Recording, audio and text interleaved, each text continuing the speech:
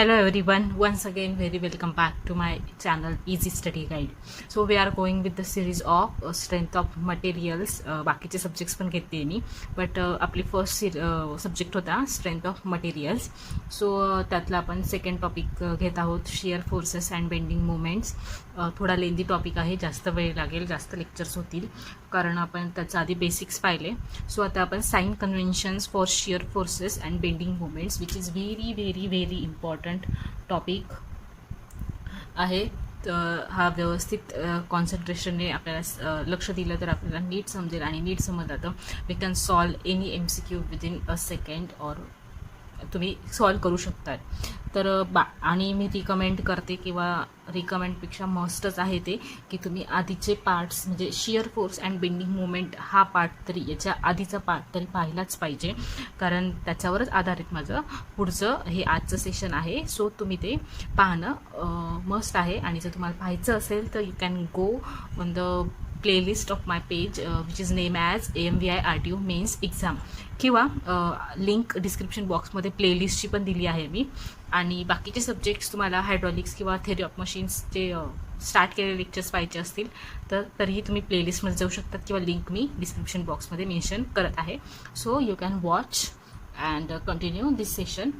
And one also request that नवीन असाल चॅनलला तर सबस्क्राईब करा, व्हिडिओ आवडला तर सबस्क्राईब करा, लाईक करा, जेणेकरून तुम्हाला पुढचे पार्ट्स मिळतील. आणि बेल आयकॉन पण प्रेस करा नोटिफिकेशनसाठी, so you can be updated with my videos. So let start with sign conventions for shear forces and bending moments. Sign conventions का आपण स्टडी करतो, तर जेव्हा आपण बीम कन्सिडर करतो, कशासाठी बीम आपण स्टडी करतो, तर ॲनालाइज त्याच्यावर कोणकोणते फोर्सेस ॲक्ट होत आहे, मग त्याचं डिफॉर्मेशन कसं होईल, त्याच्यावर बेंडिंग होईल का काय होईल ते आपण ॲनालाइज करत असतो, आणि त्याच्यानुसार आपल्याला लोड ॲक्ट करत असतो आपण प्रॅक्टिकल ॲप्लिकेशनमध्ये. मग जेव्हा आपण बीम घेतो ॲनालाइज करण्यासाठी किंवा स्टडी करण्यासाठी, तर आपण एक पर्टिक्युलर डायरेक्शन कन्सिडर करत असतो. म्हणजे आपण एक तर लेफ्ट साईडकडून राईट साईडकडे जातो, किंवा ॲनालाइज करण्यासाठी, किंवा राईट साईडकडून लेफ्ट साईडकडे जातो, depending on the type of beam. आपण कोणत्या टाईपचा बीम आपण स्टडी करत आहोत. फॉर एक्झाम्पल कॅन्टिलिव्हर बीम आपण स्टडी केलेला आहे. कॅन्टिलिव्हर बीममध्ये आपण ॲनालाइज करण्यासाठी आपण ह्या पॉईंटपासून जाऊ शकू का, नाही, इकडे रिजिड सपोर्ट आहे. मग त्या केसमध्ये आपण फ्रॉम राईट टू लेफ्ट आपण ॲनालाइज करत असतो. तर म्हणून आपल्याला साइन कन्व्हेन्शन नेसेसरी. आता काय होतं आहे, एखादा जो ॲनालाइज करत असेल तो लेफ्ट टू राईटपासून गेला, त्याने वेगळे साइन कन्व्हेन्शन्स पॉझिटिव्ह निगेटिव्ह करून ॲनालायझेशन केलं. पुढे ते एकाला व्हेरिफिकेशनसाठी केलं, त्याने राईट टू लेफ्ट साईडपासून केलं, वेगळे साइन कन्व्हेन्शन्स. तर याच्यानुसार ॲनालायझेशन बदलतं, आणि म्हणून आपल्याला एक पर्टिक्युलर साइन कन्व्हेन्शन स्टडी करणं गरजेचं आहे, जेणेकरून आपण पर्टिक्युलर टाईप बीमसाठी लेफ्टपासून राईटकडे जाऊ, किंवा राईटपासून लेफ्टकडून जरी गेलं एखादं ॲनालाइज करणारा, तरी ते साइन कन्व्हेन्शन्समुळे ते व्हॅल्यूज ऑटोमॅटिकली बरोबर येते. That is why we study sign conventions for analyzation of beams. मग साइन कन्व्हेन्शन्स कशाचे स्टडी करणार आहोत आपण, तर शिअर फोर्सेस आणि बेंडिंग मुवमेंट्सचे. तर मग शिअर फोर्सेस आपण फर्स्टली घेऊया SF, शिअर फोर्सेस. मग कॉम्प्लेक्स स्ट्रक्चरमध्ये शिअर फोर्स काय करतो, एका पर्टिक्युलर मॅनरमध्ये ॲक्ट होतो. पर्टिक्युलर मॅनरमध्ये ॲक्ट होतो म्हणजे काय, एक तर क्लॉकवाईज ॲक्ट होत असेल किंवा अँटी क्लॉकवाईज ॲक्ट होत असेल. Suppose these are my direction. मी दोन फक्त सांगते की क्लॉकवाईज, आणि तुम्हाला माहीत पण असेल, पण जस्ट आपण बघूया. Suppose this is like this आणि this is like this, this is also left to right. Suppose आपण हा शिअर फोर्स ह्या मॅनरमध्ये म्हणजे काय, तो क्लॉकवाईज मोमेंट प्रोड्यूस करतोय. हा इकडे ॲक्ट होईल म्हणजे काय, ते ह्या direction, this is clockwise, this is clockwise. जेव्हा लेफ्ट टू राईट जेव्हा हा shear forces clockwise moment produce करतात, किंवा ते क्लॉकवाईज डायरेक्शनमध्ये ॲक्ट केले जातात, तेव्हा त्यांना पॉझिटिव्ह कन्सिडर केलं जातं. इम्पॉर्टंट आहे, लक्षात ठेवा. जेव्हा शिअर फोर्सेस क्लॉकवाईज मॅनरमध्ये ॲक्ट होत असतात तेव्हा ते पॉझिटिव्ह कन्सिडर केले जातात. आणि जेव्हा ते, आता हे काय आहे, हा अँटी क्लॉकवाईज प्रोड्यूस करतोय किंवा हा अँटी क्लॉकवाईज प्रोड्यूस करतोय, जेव्हा ते अँटी क्लॉकवाईज मोमेंट प्रोड्यूस करतात, किंवा जे तेव्हा अँटी क्लॉकवाईज ॲक्ट होत असतात, तेव्हा शिअर फोर्सेस निगेटिव्ह कन्सिडर केले जातात. व्हेरी व्हेरी इम्पॉर्टंट आहे, हे एवढं लक्षात ठेवा. क्लॉकवाईज पॉझिटिव्ह कन्सिडर करतात, अँटी क्लॉकवाईज निगेटिव्ह कन्सिडर करतात. मग आता येतो डायरेक्शनचा पार्ट, लेफ्ट टू राईट जातोय की राईट टू लेफ्ट जातोय. आपण फर्स्टली मी हे इकडे शॉर्टमध्ये लिहून घेते. clockwise is positive, anti-clockwise is negative. आता आपण लेफ्ट टू राईट बघूयात. Left to right. मग आपण इथे काय बघितलं होतं, सपोज मी हा परत एक तुम्हाला दाखवण्यासाठी, सपोज दिस इज 1. जेव्हा लेफ्ट टू राईट आपण जातोय, म्हणजे लेफ्ट डायरेक्शन पासून राईट डायरेक्शनकडे जातोय, तेव्हा अपवर्ड फोर्स जर आपण कन्सिडर केला, पहिली घेऊया upward direction force. Upward direction force. जेव्हा आपण अपवर्ड डायरेक्शन फोर्स कन्सिडर करतोय लेफ्ट कडून राईट कडे जाताना, अपवर्ड डायरेक्शन काय प्रोड्यूस करतोय, क्लॉकवाईज मोमेंट प्रोड्यूस करतोय. आणि आपलं क्लॉकवाईज जेव्हा प्रोड्यूस होतं तेव्हा आपण पॉझिटिव्ह कन्सिडर करतो. म्हणून लेफ्ट टू राईट कडून जाताना अपवर्ड डायरेक्शनचा फोर्स हा पॉझिटिव्ह कन्सिडर केला जातो. Y? Because it is producing clockwise. You can note down clockwise, because it is rotating in clockwise direction. Producing पेक्षा it is rotating in clockwise direction. Again जेव्हा आपण आता आपण लेफ्ट टू राईटच कन्सिडर करतोय, आणि आपण कशासाठी कन्सिडर करणार आहोत, तर डाऊनवर्ड डायरेक्शन फोर्ससाठी बघणार आहोत. काय असेल त्याचं साइन कन्व्हेन्शन. मग त्यासाठी आपण इकडे बघूयात, जेव्हा आपण लेफ्ट टू राईट जातोय, लेफ्ट टू राईटच आहे, इकडे पण लेफ्ट टू राईट अपवर्ड घेतला होता, इकडे लेफ्ट टू राईट जेव्हा आपण डाऊनवर्ड जातोय तेव्हा तो काय करतोय, अँटी क्लॉकवाईज डायरेक्शनमध्ये रोटेट होतोय. मग अँटी क्लॉकवाईज आपलं निगेटिव्ह असतं, म्हणून from left to right downward direction force will be negative. Why? Because it is rotating in anti clockwise direction. परत एकदा सांगते, आपण एक left to right direction consider केली अनालायझेशनसाठी. मग लेफ्ट टू राईट डायरेक्शनमध्ये जेव्हा अपवर्ड फोर्स असेल, हे बघूयात आपण. Left to right upward force लेफ्टला आहे. लेफ्ट टू राईट म्हणजे काय, लेफ्टपासून स्टार्ट करायचं आपल्याला. मग जेव्हा लेफ्ट टू राईट जातोय तेव्हा अपवर्ड फोर्स काय करतोय, क्लॉकवाईज डायरेक्शनमध्ये रोटेट होतोय. मग आपण क्लॉकवाईज पॉझिटिव्ह कन्सिडर करतो, that is Y upward direction force will be positive. Again, when we go from left to right and consider downward direction force, what it is rotating in which direction? It is rotating in anti-clockwise direction. Anti-clockwise is considered as negative. So these are sign conventions for shear forces when we go from left to right. For example, consider करूयात आपण. Suppose this is my beam.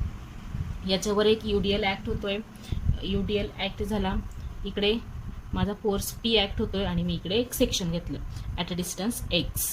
त्याचं हा UDLची magnitude आहे W, आणि इकडे reaction force आहे R1.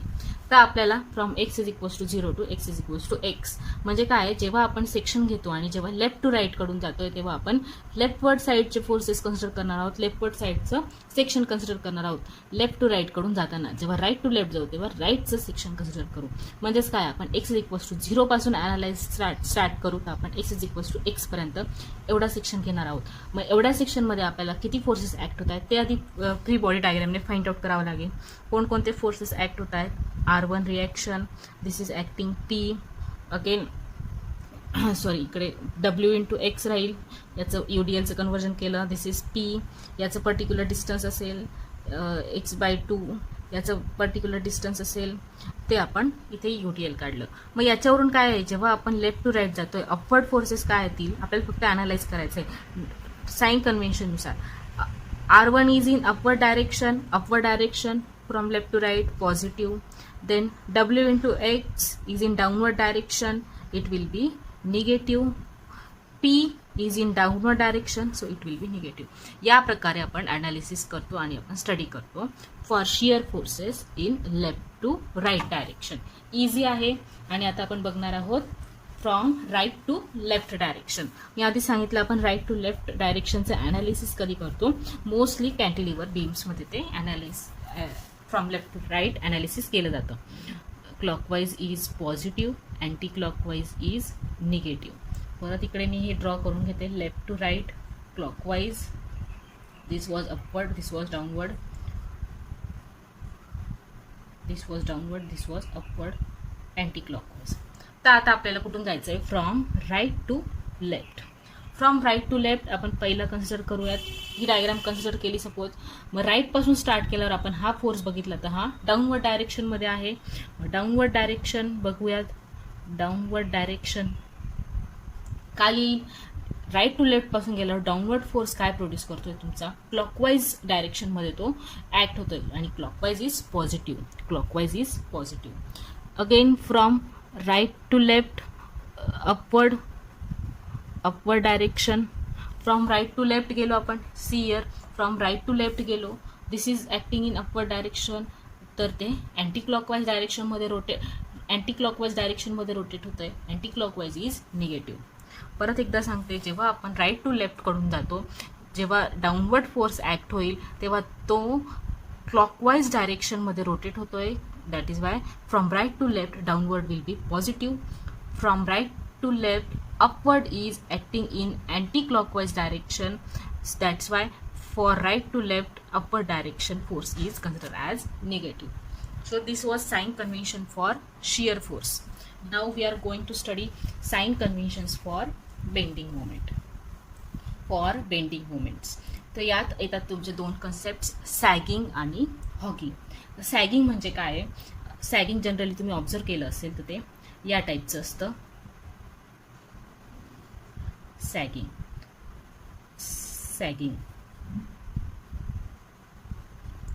तर sagging म्हणजे काय, जेव्हा बेंडिंग ऑब्झर्व करतात तुम्ही आणि कॉन्केव्ह, हा जो कॉन्केव्ह सरफेस आहे तो कुठल्या डायरेक्शनला आहे, तर तो आहे अपवर्ड डायरेक्शनला, तर त्या केसमध्ये ते असतं सॅगिंग. इकडे लिहिते मी sagging. When sagging is produce, जेव्हा आपण बेंडिंग ऑब्झर्व करतो आणि concave surface is in upward direction, then it is consider as sagging. आणि सॅगिंग हे पॉझिटिव्ह कन्सिडर केलं जातं. व्हाय पॉझिटिव्ह कन्सिडर केलं जातं, सी याला एक रिझन आहे. काय, जेव्हा तुम्ही horizontal beam, see this is my horizontal beam, हां सपोज हॉरिझॉन्टल बीम आहे तो सपोज ए आणि बी, तर तो सॅगिंगमध्ये बेंड होतोय. सपोज तो सॅगिंगमध्ये बेंड होतोय, मग सॅगिंग म्हणजे काय, कॉन्केव्ह सरफेस अपवर्ड. तर इकडे काय सॅगिंगमध्ये झाला की हा एक कर्व प्रोड्यूस होतोय. ऑफकोर्स जेव्हा कर्व प्रोड्यूस होतो तेव्हा त्याला काहीतरी रेडियस ऑफ कर्व्हेचर असतो.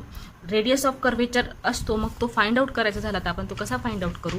आपण सपोज ह्या दोन पॉईंट्सला टँजंट काढल्या, ह्या दोन पॉईंट्सला टँजंट काढल्या आणि जेव्हा त्यांना नॉर्मल्स ड्रॉ करू, त्या जिथे मीट होतील तो असेल त्याचा सेंटर ऑफ कर्व्हेचर, आणि ती एवढी जी नॉर्मल असेल ती असेल रेडियस ऑफ कर्व्हेचर.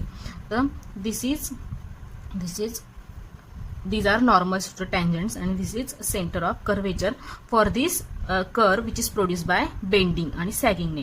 मग हा सेंटर ऑफ कर्व्हेचर जो आहे तो पॉझिटिव्ह वाय डायरेक्शन मध्ये प्रोड्यूस होतोय, म्हणून sagging is consider as positive. This is one of the reason. असे 3 ते 4 रिझन्स आहेत आणि ते सगळे करेक्ट आहेत, बट हे इझी आहे समजायला म्हणून मी हे सांगितलं की जेव्हा सॅगिंग प्रोड्यूस होतो, जो कर्व होतो त्याचा centre of curvature positive y डायरेक्शनमध्ये प्रोड्यूस होतो and that is why sagging is consider as positive. Then it comes to, मग हे सॅगिंग झालं आणि आता नंतरचं आहे हॉगिंग. हॉगिंग केव्हा प्रोड्यूस होतं, जेव्हा concave surface is in downward direction. Hugging is observed or said to be produced when the concave surface is produced in downward direction, that is called as hogging, and hogging is considered as negative. Why it will consider as negative, का, कारण जेव्हा hugging होईल तेव्हा हा centre of curvature जो produce होईल तो negative, जेव्हा हा सेंटर ऑफ कर्व्हेचर प्रोड्यूस होईल तो निगेटिव्ह वाय डायरेक्शनमध्ये प्रोड्यूस होईल. That is why hogging is consider as negative. So these are important. Sagging is positive, hogging is negative. Reasons important नाही आहे बट कन्सेप्च्युअल लक्षात राहावं म्हणून मी तुम्हाला सांगितलं आहे. मग आता याच्यानुसार साईन कन्व्हेन्शन्स काय येतात बेंडिंग मोमेंटच्या त्या आपण बघूयात. मी एका कॉर्नरला लिहून घेते, sagging is positive and hogging is negative for your better understanding. Sagging positive, hogging negative, hogging is negative. मग अगेन यात पण आपण लेफ्ट टू राईट कन्सिडर करतो. Suppose this is my sagging produced, it is from left to right, this is clockwise, this is anti-clockwise. Sagging is considered as positive. Hogging left to right, anti-clockwise, clockwise. Hogging is considered as negative. मग आपण जेव्हा left to right जातो, left to right गेलो आपण तर clockwise moment, इथे clockwise moment घेतो, bending moment ना, क्लॉकवाईज मोमेंट. मग जेव्हा लेफ्ट टू राईट जातोय तेव्हा क्लॉकवाईज मोमेंट जेव्हा आपल्याला मिळते तेव्हा ती काय असेल, पॉझिटिव्ह असेल. का? कारण जेव्हा लेफ्ट टू राईट जातोय आणि जेव्हा ते क्लॉकवाईज मुवमेंट प्रोड्यूस करतंय तेव्हा काय होतंय, तुमचं सॅगिंग डेव्हलप होतंय. आणि सॅगिंग म्हणजे काय, तुमचं पॉझिटिव्ह कन्सिडर केलं जातं. That is why when we go from left to right the clockwise movement is consider as positive. Again when we go from left to right anti clockwise movement, left to right जातोय, anti clockwise movement काय येईल, negative येईल.